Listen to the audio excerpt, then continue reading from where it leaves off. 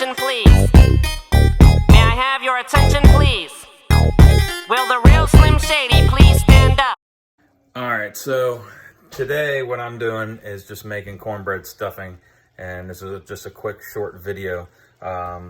Basically, mirepoix, carrots, celery, and onion. But I don't like carrots in my stuffing, so right now we're gonna, let me switch it over because I don't know how to do this. Uh-oh. Do we know how? No? Well, there we go. So right now we're just simmering some celery and onion and just plain old non-salted butter. And we have a day-old cornbread. And I'm gonna add three whole eggs, mix it up, and bake it tomorrow. Easy stuffing, but also in the stuffing my mom used to put all the time is a nice herb, sage. Oh, upside down. If you can see it, there we go. So just let that simmer, and we are going to cook this onions and celery for about, on low for about, I say, about 8 to 10 minutes. All right, just to get all that butter and flavor. And then we're gonna add the sage. All right, and then I'll take a video when it's all done. All right, ready? Here's for the sage. It's simmering a little bit more now. Ready? Here comes the boys from the south. Here comes the ready or not. How you like me now? I say, here comes the. Tell me when. Good? Yep. I can go, okay. So what I do here for the stuffing, I make like a little hole because that's where I'm going to make the eggs, because I'm going to scramble them in the center, because if you just put the eggs whole, it's not going to incorporate all the way through. All right. So just like you're making dough, I'm going to take my fork. I'm going to scramble that. Yeah. It's just easier for me. It's just a little trick. All right. So I got the eggs in there. All right. And then now I'm going to add all the butter and onions because I let it cool. Because if we add this too hot to the eggs, what's it going to do? It's going to cook. All right. We don't want scrambled eggs in our stuffing. So add it all in. All right. And cornbread's already sweet, so I'm not going to add any sugar or salt. Anyway, I always add, if I add any salt, it'll be at the end to taste. Because if we add it in the beginning, you can make it all salt. You can't take salt out. You can only add to it. All right. Now, I'm using bone broth in the fridge because we already have it. You can use chicken stock, veggie stock, or any other stock. Just pour it in here. We're just going to get it wet. And then get an old rubber glove. All right. We're just going to get it mixed up in here. All right, you can use a spoon. I have so many gloves, especially in this time with the coronavirus. I have about 6 cases of gloves, so I might as well use them, right?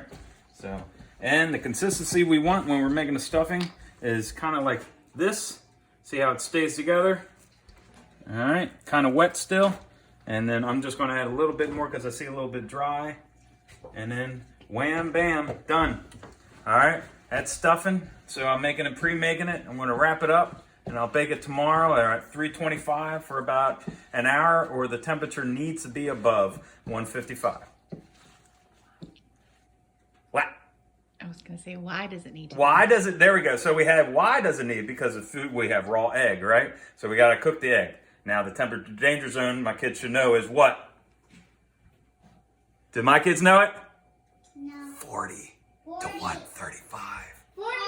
See, my kids know it, and they're 10 and 7. All right. I'm done. Finished the cornbread stuffing I just made.